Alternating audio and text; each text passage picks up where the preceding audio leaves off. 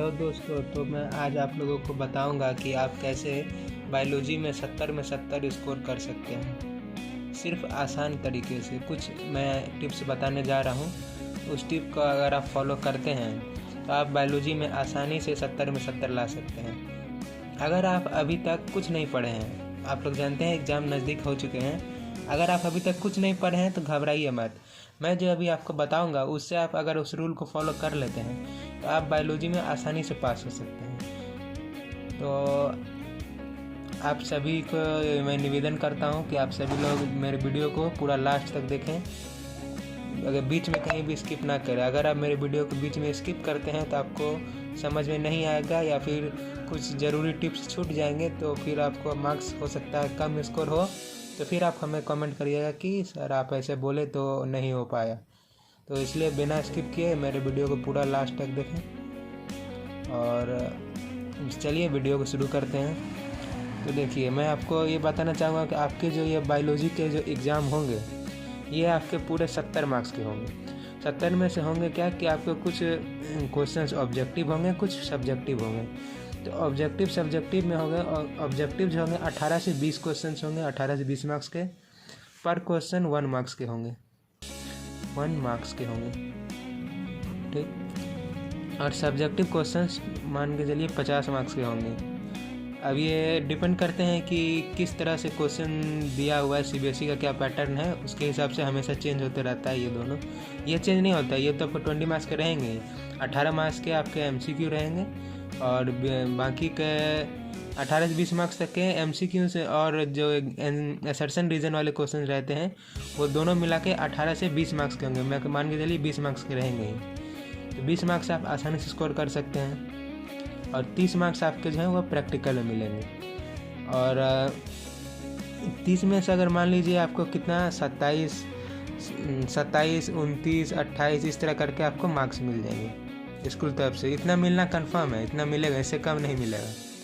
तो अगर आप मान लीजिए 70 मार्क्स आप इधर लेके आते हैं, 70 मार्क्स का एग्ज़ाम होगा, अगर मान लीजिए इसमें से आपका 20 नंबर मान लीजिए किसी कारणवश कट भी गया तो 50 नंबर तो आपके पास इतना आप स्कोर कर सकते हैं। और 30 नंबर प्रैक्टिकल मिलेगा तो 50 में 30 जोड़ेंगे तो आपको टोटल 80 मार्क्स स्कोर हो जाएंगे आराम से। इसके लिए आपको नहीं सोचना है। तो इसमें से आप देखिए क्वेश्चन पेपर हमारा होते हैं वो बस तीन तरह के क्वेश्चन उसमें मिक्स रहते हैं क्वेश्चन पेपर में। पहला इजी क्वेश्चन, दूसरा मीडियम टाइप क्वेश्चन और तीसरा हार्ड क्वेश्चन। ये तीनों टाइप क्वेश्चन एक क्वेश्चन पेपर में दिए रहते हैं और आप ये तीनों क्वेश्चन बना सकते हैं आराम से। तीनों क्वेश्चन बना के आप मार्क्स स्कोर कर सकते हैं। इसके लिए आपको करना कुछ नहीं है। देखिए मैं बता रहा हूँ, जैसे 50 मार्क्स के क्वेश्चन हैं सब्जेक्टिव, 50 मार्क्स के हैं। 50 में से अगर मान लीजिए 15 मार्क्स आप नहीं ला पाए, 15 मार्क्स मान लीजिए अगर कट गया तो फिर भी आप 50 में से 15 गया तो आप 35 मार्क्स इधर लेकर आ सकते हैं और इधर 20 मार्क्स। तो 35 + 20, अब देखिए 35 + 20 कितना हो गया, ये हो गए 55 नंबर, 55 और प्लस 30 मार्क्स, इधर 30 मार्क्स ऐड कर दीजिए, 85 मार्क्स आप आराम से स्कोर कर सकते हैं आउट ऑफ 100 में से आप इतना स्कोर कर सकते हैं। अगर आप ज़्यादा मेहनत से अच्छे से पढ़ते हैं तो आप इसमें टोटली 100 में 100 आप स्कोर कर भी सकते हैं, इसमें कोई दिक्कत नहीं होगी। अगर आप ऐसे मेरा रूल फॉलो करते हैं तो आप ये 100 में 100 नंबर भी ला सकते हैं। देखिए सब्जेक्टिव क्वेश्चन जो आपके होंगे उसमें आपको कुछ करना नहीं है। अगर आप कुछ नहीं पढ़े हैं आज तक तो आपको टेंशन नहीं लेना है। अब मैं आपको जो बता रहा हूँ बस वो करिए। बस ये इंपॉर्टेंट टॉपिक्स जितने भी जिस सब्जेक्ट का आप देख रहे हैं बायोलॉजी का, या इस दूसरे सब्जेक्ट में भी आप देख सकते हैं, जिस सब्जेक्ट का आप पढ़ाई कर रहे हैं, बायोलॉजी का मैं बता रहा हूँ स्पेशल। बायोलॉजी का जो आप मान लीजिए पढ़ाई करेंगे तो जो नहीं पढ़े हैं तो उसको पढ़ने के लिए आप इंपॉर्टेंट टॉपिक्स हर एक चैप्टर का देख लीजिए। उसमें आपको जैसे कि डेफिनेशंस हो गए और डायग्राम हो गए, ये दोनों क्वेश्चन, ये दोनों चीज़ हैं वो आपको याद रखने हैं। डेफिनेशंस हर एक चैप्टर के जो दिए हुए हैं बेसिक कम से कम वो याद रख लीजिए, और डायग्राम वो आपको याद रखना, बना लेना, प्रैक्टिस कर लेना है, जिसमें से 1 से 2 मार्क्स क्वेश्चन भी आपको रहेंगे। वो सारे क्वेश्चंस को भी प्रैक्टिस करना है, कुछ छोड़ना नहीं है।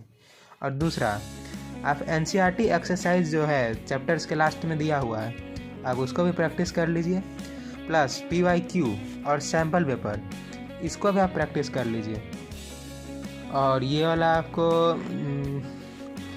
सैम्पल पेपर वाला इसको कैसे निकालना है, सैम्पल पेपर प्लस VIQ, इसका मैं एक अलग वीडियो दे चुका हूँ। मैं इसका एक स्क्रीनशॉट साइड में लगा दूंगा, आप देख लीजिएगा। और उसके बाद देखिए आपको इसमें से इस तरह क्वेश्चन आएंगे, 1 marks question, 2 marks question, 5 marks question और 8 मार्क्स क्वेश्चन।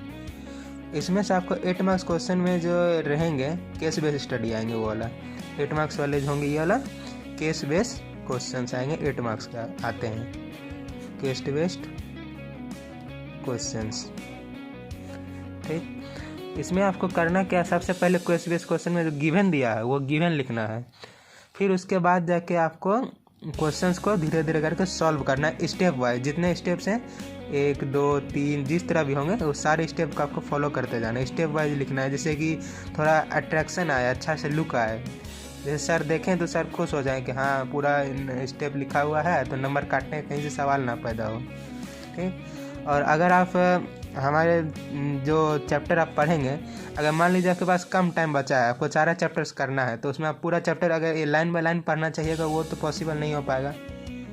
और तो उसके लिए आपको करना क्या है कि आपको सारे चैप्टर जितने भी चैप्टर हैं उस सब के आपको ये समरी वाला जितना भी लास्ट में दिए रहते हैं समरी, वो समरी आप पढ़ लीजिए। और हाँ, जो भी चैप्टर का डेफिनेशंस या चैप्टर पढ़िएगा समरी, उसको आपको करना कुछ नहीं है, बस आपको ध्यान से एकदम समझना है। सिर्फ याद ही नहीं करना, आपको समझना भी है, क्योंकि अगर आप बस याद करिएगा तो एग्ज़ाम में क्वेश्चंस के डर से कई बच्चे भूल जाते हैं कि क्या होगा इसका आंसर, कैसे बनेगा, उस तरह से। तो आपको सिर्फ समझना नहीं है, मतलब सिर्फ याद नहीं करना है, आपको समझते भी चलना है, ठीक। उसके बाद आपको करना है कि सैम्पल मॉडल पेपर और फिर PYQ क्वेश्चन जो है वो CBSE के मेन वेबसाइट में है, वो तो मैंने आपको बता ही दिया था। उसमें आपको 2009 से 2023 तक के जितने भी क्वेश्चंस आए हैं उसको आपको प्रैक्टिस कर लेना है। कैसे निकालना है वो तो मैंने आपको बता ही दिया है, कहाँ से मिलेगा। मैं वीडियो लगा दूंगा ऊपर से स्क्रीनशॉट वीडियो का, और लिंक भी डाल दूंगा मैं उसके ऊपर में, वीडियो के नीचे में टाइटल के नीचे मैं उसका लिंक डाल दूंगा, देख लीजिएगा। और उसमें से आपको अगर मान लीजिए इतना चीज़ें सब प्रैक्टिस कर लेते हैं, इसमें से आपको एग्जैक्टली 10 मार्क्स के क्वेश्चंस रहेंगे, और आप वो 10 मार्क्स क्वेश्चंस में से आराम से आप 10 मार्क्स इधर लेके आ सकते हैं। अब बाकी कैसे लाना है 70, तो वो मैंने आपको बता ही दिया, इधर क्या क्या करना है, कैसे कैसे लिखना है, क्या याद करना है, सिंपल आराम से। और उसके बाद देखिए ये, और हाँ एक चीज़ आपको हमेशा याद रखना है कि आप जो भी क्वेश्चंस बनाएं, जितने भी आप आंसर लिखेंगे एग्ज़ाम में, उसमें से आपको सबका डायग्राम के साथ बनाना है। ये डायग्राम आपको हर एक क्वेश्चन, जैसे मान लीजिए लिख रहे हैं, जैसे मान लीजिए 1 नंबर का कुछ क्वेश्चंस दिए हुए हैं, मान लीजिए कुछ भी क्वेश्चन दिए हुए हैं, आपको उसका आंसर लिखना है। तो उस क्वेश्चन में जो मान लीजिए कि दिया हुआ है मेल रिप्रोडक्टिव सिस्टम के बारे में, अगर मान लीजिए आपको लिखना है मेल रिप्रोडक्टिव सिस्टम, मान लीजिए इसके बारे में कुछ लिखने के लिए दिया हुआ टॉपिक, मैं एग्जांपल के तौर पे आपको बता रहा हूँ एग्जांपल, मान लीजिए इसके बारे में कुछ लिखना है, तो इसके बारे में आप पहले क्या कीजिए, एक पेज मतलब पेज जो आपको कॉपी के रहेंगे, इस तरह से मैं बना दे रहा हूँ एग्जांपल के लिए, कॉपी रहेंगे, आप यहाँ साइड में इस जगह पे साइड में यहाँ मेल रिप्रोडक्टिव सिस्टम का यहाँ पे डायग्राम बना दीजिए, और उसके बारे में यहाँ पे पूरा साइड में लिख दीजिए, जिससे कि आप करेंगे कि वो जो आपका पेज रहेगा वो दिखने में थोड़ा अच्छा दिखेगा। तो सर देखेंगे सोचेंगे मार्क्स भी यहाँ पे मार्क्स काटने का कहीं सवाल पैदा नहीं है, क्योंकि आप इसमें डायग्राम बना दे रहे हैं, लिखने वाला जो होता है वो भी लिख दे रहे हैं, इस तरह लुक अच्छा रहेगा। अगर मान लीजिए लिखने में कहीं गलत भी होगा तो डायग्राम के बेसिस पे सर आपको मार्क्स दे देंगे। तो आपको इस तरह से हर क्वेश्चन को बनाते जाना है। और बाकी तो मैं आपको बता ही चुका हूँ, डरने की ज़रूरी नहीं है, आराम से पढ़ाई करिए, अभी भी आपके पास टाइम है, आप चाहे तो कर सकते हैं। और ये सब कोई हार्ड काम नहीं है, सब आराम से आप कर सकते हैं। जैसे मान लीजिए कि ये 16 जो क्वेश्चंस, मान लीजिए टोटल 16 क्वेश्चंस आपको मिल रहे हैं, 16 चैप्टर्स आ रहे हैं आपके एग्ज़ाम में, 16 टोटल बुक्स हैं, बुक में बायो का बुक में आपको टोटल 16 चैप्टर है, उसमें से आपको 3 चैप्टर को नहीं पढ़ना है। 3 चैप्टर जो आपका नहीं पढ़ना है, ये आपका सिलेबस से रिडीम हटा दिया गया है, निकाल दिया गया है। तो आपको बस 13 चैप्टर पढ़ना है। 13 चैप्टर आप आराम से अपने हिसाब से टाइम टेबल बना सकते हैं, उस हिसाब से आप फॉलो करते जाइए टाइम टेबल, और उसके हिसाब से आप चाहे तो आराम से मार्क्स लेकर आ सकते हैं। और मैंने जी आपको जितना भी ये चीज़ बताए हैं मार्क्स स्कोर करने के टिप्स, इसको अगर आप फॉलो करते हैं तो आप आराम से मार्क्स लेके आ सकते हैं। तो आप अच्छे से तैयारी करिए। और ये वाला मैंने जो NCERT बुक्स दिया है प्रैक्टिस करने के लिए बताया है, ये आप बुक में दिया प्रैक्टिस करिए। और PYQ और सैम्पल पेपर का मैं वीडियो आपको इसमें अटैच कर देता हूँ, वो आप देख लीजिए अच्छे से। और आपको थोड़ा केस बेस पे भी थोड़ा ज़्यादा ध्यान देना पड़ेगा, क्योंकि इसमें ये सबसे ज़्यादा मार्क्स के क्वेश्चन सारे यही आते हैं। 1 से 2 क्वेश्चन रहते हैं, ज़्यादा नहीं रहते हैं, मैक्सिमम 2 क्वेश्चन रहते हैं। तो 2 क्वेश्चन में आपको इसमें भी बता ही दिया हमें गिवन लिखना है किस तरह से, और इसके बाद क्या क्या स्टेप लिखना है, किस तरह करना है, वो मैंने बता दिया। इस पर भी थोड़ा ध्यान दे दीजिएगा। और बाकी ये सब अगर आप इतना कर लेते हैं तो अब इससे सब्जेक्टिव क्वेश्चन, जितने भी सब्जेक्टिव क्वेश्चंस रहें और ऑब्जेक्टिव रहें, दोनों आप इससे अपना मार्क्स स्कोर कर सकते हैं। मतलब टोटल आप 70 मार्क्स आराम से लेके आ सकते हैं। तो इसका बस और कोई टिप्स है नहीं, बस अब जो मैंने जो बताया वही करिए।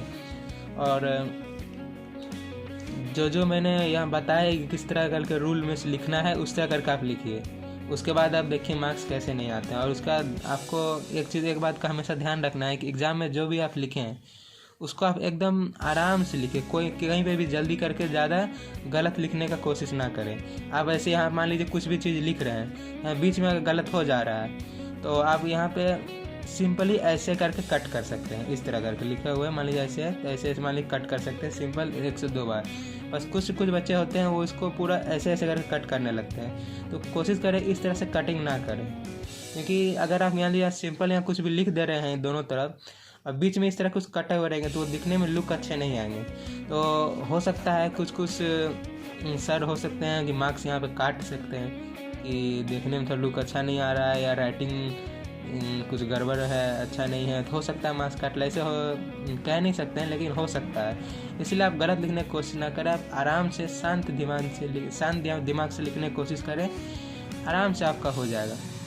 और अगर आपको कहीं पे लगे कि हाँ मैं गलत लिख रहा हूँ, तो आप उसको आराम से एक लाइन से कट कर दीजिए। या फिर अगर आप मान लीजिए क्वेश्चन लिख रहे हैं, उसका आपको आंसर नहीं समझ आ रही, इसका आंसर क्या होगा, इसका आंसर क्या होगा, अब इसके लिए कुछ जगह छोड़ सकते हैं। या फिर इसके अलावा जो बाकी क्वेश्चन रहे पहले वो सब क्वेश्चन सॉल्व करिए। तो मैं तो यही बोलूँगा कि आप जो आप पहले पूरा क्वेश्चन पेपर पढ़ लीजिए, ऊपर से लेकर लास्ट तक जितना क्वेश्चन है टोटल्स, आप उसमें से देख लीजिएगा आपको कौन कौन से क्वेश्चन के आंसर आपको आ रहे हैं। पहले वो क्वेश्चन को सॉल्व कर लीजिए, जितना क्वेश्चन आपको आ रहे हैं पहले वो क्वेश्चन सॉल्व कर लीजिए। उसके बाद जो आपको थोड़ा लगे कि हाँ इसका आधा याद है या हार्ड थोड़ा लग रहा है, या फिर जो भी है दूसरा क्वेश्चन बाकी के, वो क्वेश्चन जो लॉन्ग टाइम लेने वाले हैं उसको करिए। इस तरह से आप अगर करेंगे तो आराम से आप मार्क्स स्कोर कर सकते हैं। ये मैं आपको चाहे तो आप इसके थोड़ा उल्टा भी कर सकते हैं कि जो लॉन्ग क्वेश्चन रहे उसको कर सकते हैं पहले, बाद में MCQ करें।